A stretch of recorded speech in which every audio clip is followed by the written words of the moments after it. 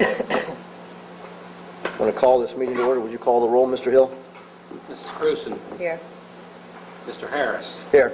Mr. McDonald. Here. Mrs. McFerrin. Here. Mr. Safka. Stand for the pledge.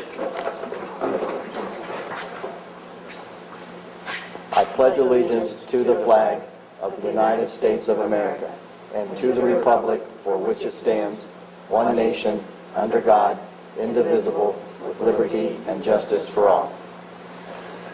I want to welcome everyone here this evening. I don't know if you remember last January, there was a whole lot more people here. Yeah.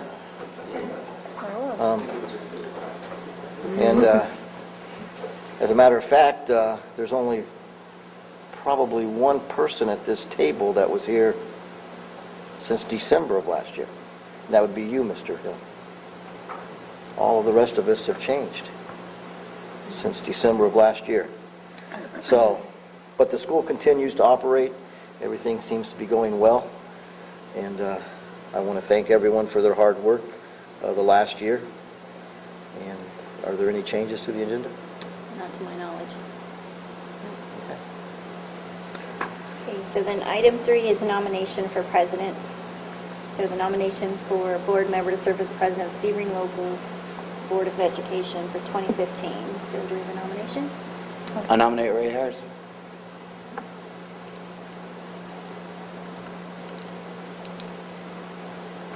Motion to close the nomination? Motion? Second.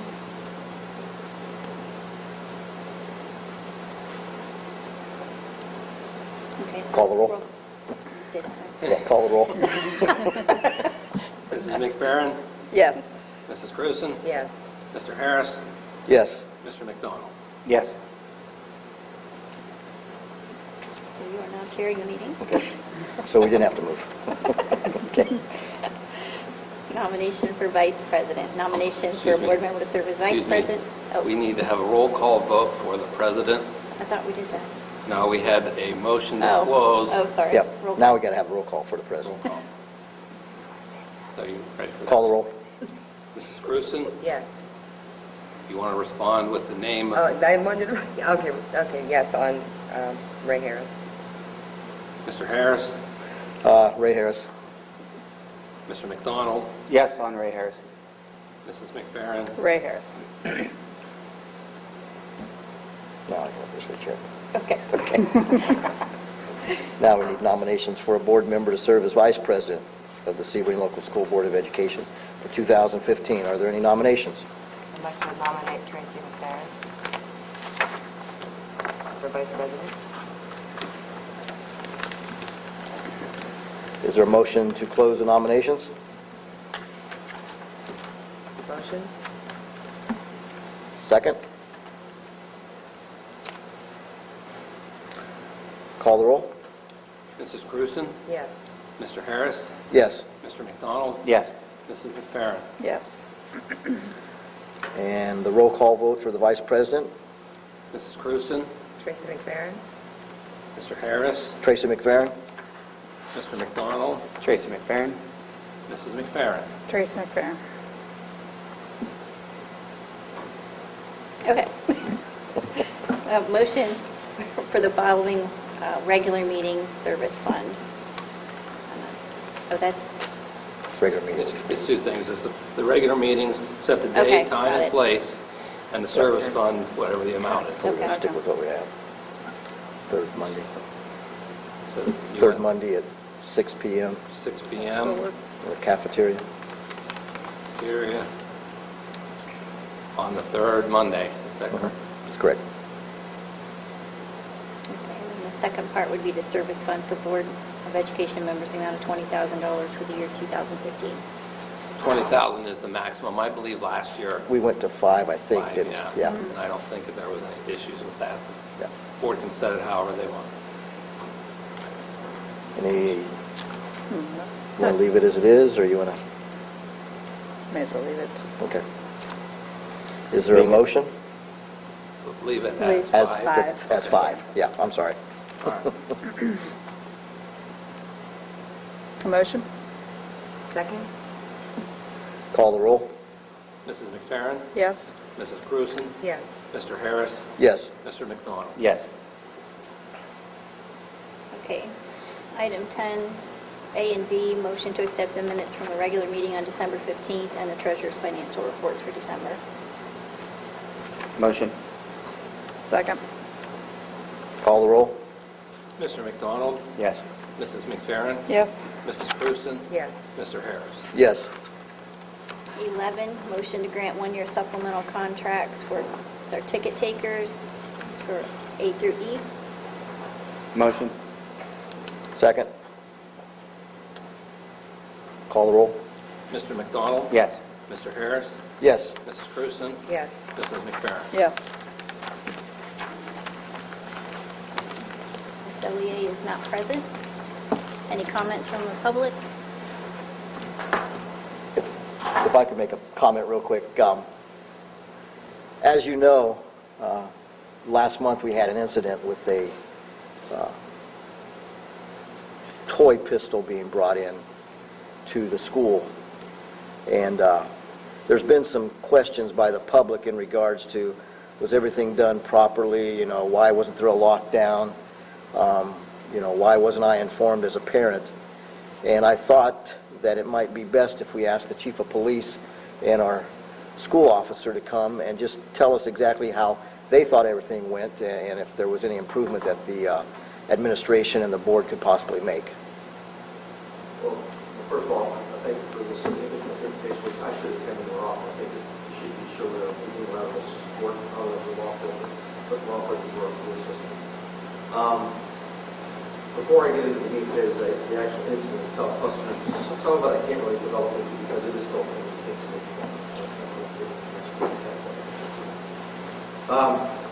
Since Dan's come on board, we put him on day shift to work in the school. I think we would all agree that it's been a great asset to the school system. I get you always use the term inconsistent, which is true. I mean, we can post somebody in here 24 hours a day and in those situations, but I think the way we bring this to the table is the best because there's a lot of in and out and confusion that can keep out individuals that would be causing trial. 2 years ago, I implemented an idea, and this idea came to mind that we could train to stop an active shooter coming into the school, do all that training, you could do the ALICE training, you could do the SWAT training, you get all the networking you can, which we do have. With our police department, I have capabilities of a SWAT team here with 20 and 50. That's pretty good for us because it would be an hour if it was going now. So that time is of the essence if we have a situation, we have a barricaded subject, okay? So in that network, we have that. But 2 years ago, the concept was that we meet with the school administrators, the superintendent, the principals, and some layman individuals like retired police chief. We have some our safety representative council involved, and then we also have the village manager involved. And we have what we call intelligence meetings. And in those intelligence meetings, the idea, the concept behind that is that we come up with a plan, we have individual students within the school system that we're having individual problems with, and we come to a better plan to control that situation. It's to stop something before it happens, because studies have shown that in all the school shootings that students and staff knew that this was going to happen based on what they've observed. Now our idea is let's get together twice a month. We have individuals that we, and I'm not using the term profile because profile isn't even the concept here, but it's to target specific students with specific problems, address those problems so that we possibly can eliminate a possible active shooter coming in our schools. Is there a tangible result of this? No. It's just, I can't give you statistics that we've stopped so many actions, but I will say though that other departments are coming on board with the same concept, so we're ahead of the game in retrospect to that. I would like to commend Tony Vesco and her staff on their positive thinking in this direction with us. They're very vital in this. They are very aggressive with us in pursuing these situations. Again, her staff was very cooperative. Since Tony's come on board, they've dialogued in our separate meetings, administrative meetings, post meetings with situations that have happened. I feel that her input is very vital. I think she's doing an absolutely wonderful job. So. Okay. Can we put a safe blanket around any society? And to tell you the truth, law enforcement, Danny's done it just long. I mean, I've been doing it for 27 years. And I've been the police chief 15. It'll be 15 in August. There's things that happen in this community that you people have no idea. The blanket and the hiding from the boogeyman things that you don't see in this public, that's what we're here for. But then again, you got to give us that flexibility and latitude to accomplish those safe parameters, and that's what we do. Especially when it comes to our school system. Now, is everything going to be done 100% right? Is it going to be done 100% the way we want the outcome to happen? No. Because situations dictate that outcome. But if we plan and we move forward, try to stop this from happening in the future, or critique what we want to do is right, we're going to do that. Tony, did you explain to them that we are meeting to go over a formative plan within the school system, or is that something you want to discuss, or That might have been one of the updates I gave them Friday, did you discuss that? just briefly. Yeah, Well, go ahead. you can. What our idealism is, that we want to know if there's any specific form of training that we give the staff, because in all the research I've done with these situations is the training of your staff is going to be critical in these situations. How they're trained, how they react within the best possible way. I mean, you realize that if you have an active shooter, there's going to be chaos and there's going to be an uncontrollable situation. Okay? We really think of policies as far as the lockdown policies, but you've got to give your staff a little bit of credit and flexibility to do what they feel is best in this situation. Like the situation, like you give the situation, like the staff person identified it as a wartime. It's this way. They identified it as a toy. The individual student would not produce the toy. Please iterate if I'm wrong. Would not produce, had it up at their head, teasing the staff with it, and then pointing in their direction. Stuff down his pants, shipped him to the office, was full arrested, took it out of his pants, and here it is. That's what they did. Now, lockdown, under the guidelines, I believe that there could have been a lockdown. It could have been done. Well, if you allow your staff to address the threat as they see that it's truly what it is and take control, if there would have been a lockdown, and we would have had students hiding corners, we would have had us here with our guns out addressing situations that can elevate it to a different level. So you can say yes, no. I mean, how that doesn't happen, because we didn't have a problem with that. But the situation where we were using it and talking to Tony was that was the situation. Now, we want to make sure that your staff knows that if they don't come with they address it as a toy or something other than that they have the opportunity to do a good lockdown and we'll go from there. I think it's a good idea that us as law enforcement, we dialogue with you and the board of exactly what we are trying to accomplish with the safety of the school and safety of the school. I think it's critical that you know what we're trying to accomplish. And then also, feels free to ask any questions if you have any problems, contact either one of us. We can generally come to the board meetings just to show something to support. I think that would be a good idea. Does the board have any questions? Yeah, I kind of have one. Are you talking about doing ALICE training as well for the future for the teachers, or any other kind of training that way? Well, if I may. Go ahead. ALICE training, It's an integrated. the acronyms, the acronyms are synonymous with some type of training that is developed by a group of people that market that as a specific training program. The research strategy of ALICE program is $500 per person. Yeah. I mean, I don't think there's a price on that, but when we did this last intelligence meetings, we thought, one, as much as we're in touch with the school system and the staff and the researchers, I think we develop our own type of formalized training that best suits this school system and suits our staff, suits our children, suits our law enforcement size parameters. So we thought we're going to meet this Friday. And it takes 45 hours time. We have educators that we can go out on. We have formative adult thinking process and then law enforcement input. We have safety people's input. So we have a lot of people coming that's going to give us a good idea of what direction to go to make this plan. Basically what it is a school and law enforcement policy or a plan if you have a situation in the school that have to shoot. So we're going to come up with our own idea then on March 23rd. We're going to do service for the staff. We're going to put on the training. If I might add to the way we're going about office. I will approve of this because I spoke to the principal of Louisville School. They have a college certified SRO is there. And he told me that there's no good military rates. There's things in there I like. You should think I did one. So I can run it out. Like he said, set it up. We'll go through it, let's do it like make changes.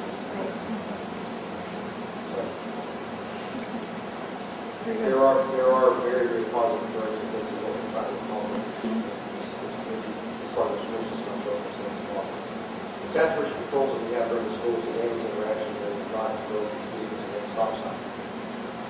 Although that may be part of the safety aspect of it, which is not a problem, but I believe that the saturation is encouraged for any kind of actions, speed action, other element action.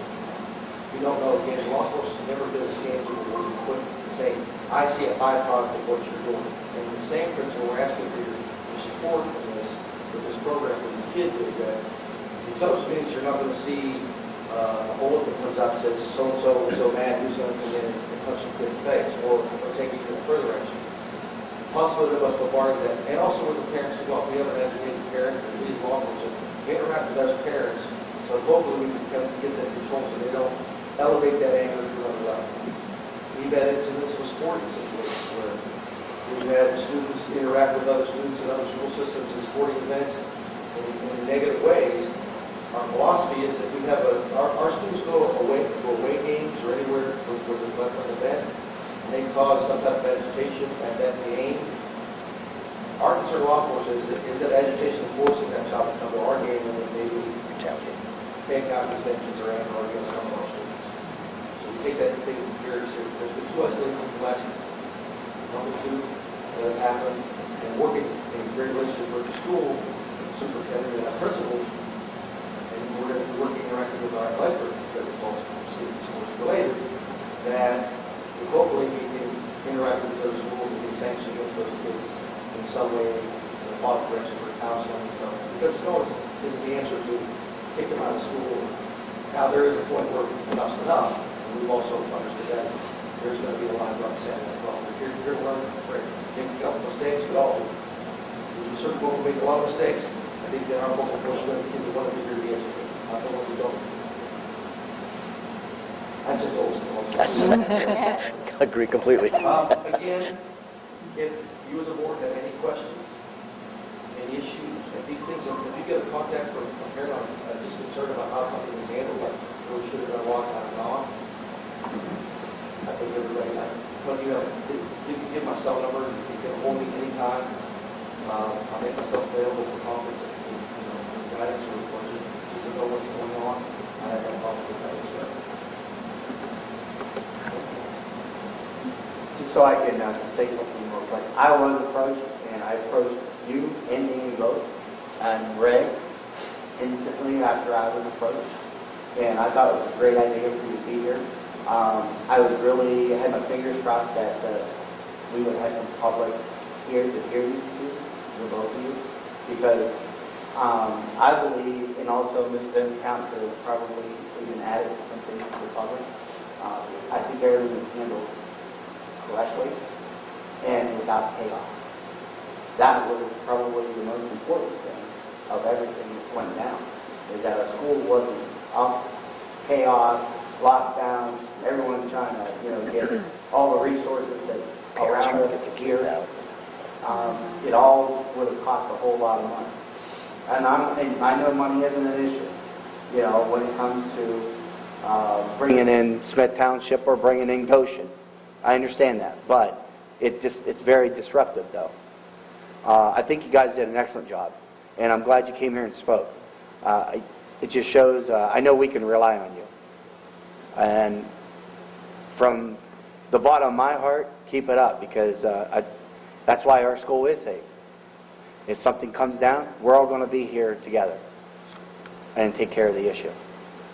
Good job. The thing with this too is it's not being we have new traditions, like you said. Yes. Smith and Goshen. I walked them to these schools. Very nice. Work players, and I also I carry around a thing like this. I got diagrams, maps, keys, and I don't put it in my office when I leave for the day, like I told Ray, it's setting up there. If something happens on a race trip, you got access to it. So you don't get a Ray in a basketball game. The other thing too is we've implemented a program in the IT versus school that on my computer that work, there's an icon, punch on, I can see everything on the system. That, of course, is a safety record sheet. I know there was some cell phone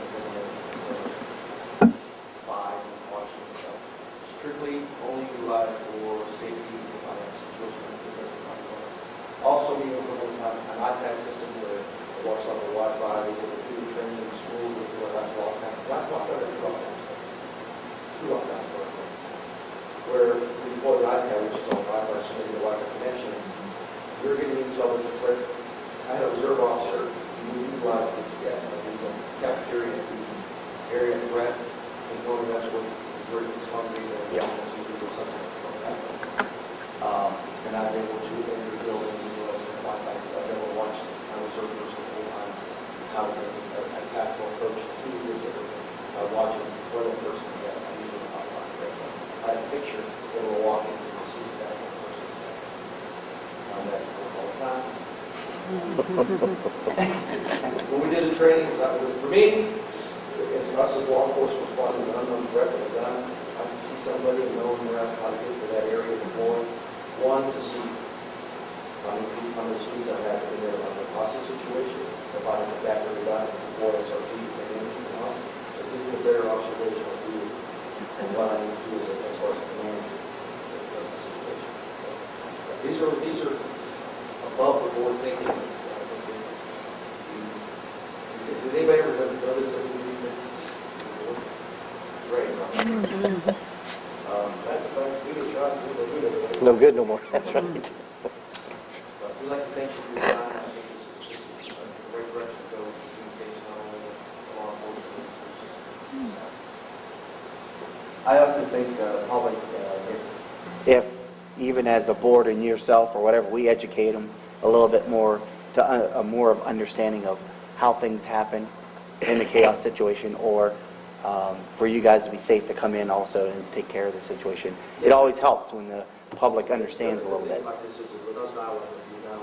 If you get contacted by someone, I think you can positively say that we have dialogue with law enforcement. This is the direction that they're going to go. And you're all educated. You're all educated. Human dynamics and behaviors. Normally when we have someone complain or have an issue about something that didn't happen, there's other parameters, there's other things that are targeted in their mind. For example, I do counsel, right? When somebody comes in and complains about a specific issue, normally it's not always about that issue. It's a list of things that develop. Or there's a personality conflict. There's other parameters too that sometimes enter people with the human mindset that people do have questions. If they would have questions, and they didn't have questions, all they have to do is ask us to do there. Whether they want to believe us or not, because sometimes they don't have enough to say, hey, Chief, can we answer this question? Because they don't like us anyway. But, so I hope this kind of gave you a little bit of a taste of what we're trying to accomplish with the school. And we're all working together. Thanks again. Yep, thank you. Yes, Chief Everly, I want to thank you. And, when this board took over, one of the things we said we'd be is the most transparent board that we could be, and that's what we wanted. Get people in here, let us know exactly what's going on, let the public know, let the parents and everyone know that their children are safe as they possibly can be. So, I have a few recognitions. Madeline Abrig and Logan Barnes were selected as the Elk Teenagers of the Month for January. Jen Baum, third grade teacher at B.L. Miller. Actually, she's K2 now. She's the Teacher of the Month for the Alliance Chamber of Commerce. And then January is also School Board Recognition Month. So I have a press release, and I'm just going to read it to you. The Ohio School Boards Association is celebrating School Board Recognition Month in January 2015 to build awareness and understanding of the vital function an elected Board of Education plays in our society. School Board Recognition Month honors the members of Ohio's more than 700 city, exempted village, local, and joint vocational boards of education and educational service centers governing boards for their commitment to providing a quality public education to Ohio school children. The Sebring Local School District is joining with other districts throughout the state to recognize the important contributions school board members make to their communities. Ohioans benefit every day from the dedicated energies and countless hours devoted by a group of more than 3,400 men and women across the state. These public servants are elected to serve by local citizens and receive little compensation for their tireless efforts. These men and women are the local school board members of Ohio. SEBRING's board members unselfishly contribute their time and talents toward the advancement of public education. They represent a continuing commitment to local citizen control and decision-making in education. Even though we're making a special effort during January to show appreciation to our school board members, we recognize their contributions reflect a year-round commitment on their part. You are dedicated individuals who are committed to the continuing success of our school and students. You spend countless hours any way you can to help make Sebring Local Schools an outstanding school district. You work not only with your devotion to our children, families, and community, you are also devoted to staff, ensuring that the Sebring Local Schools provides an excellent work environment. So I thank you for all your hard work. Thank you. Thank you. Thank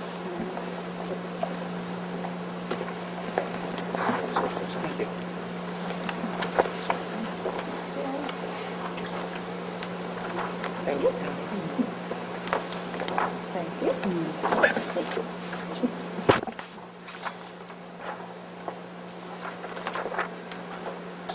Okay. Is there a motion to adjourn? Are we done? All done? Motion. Second. By consensus, this meeting is adjourned. Ah.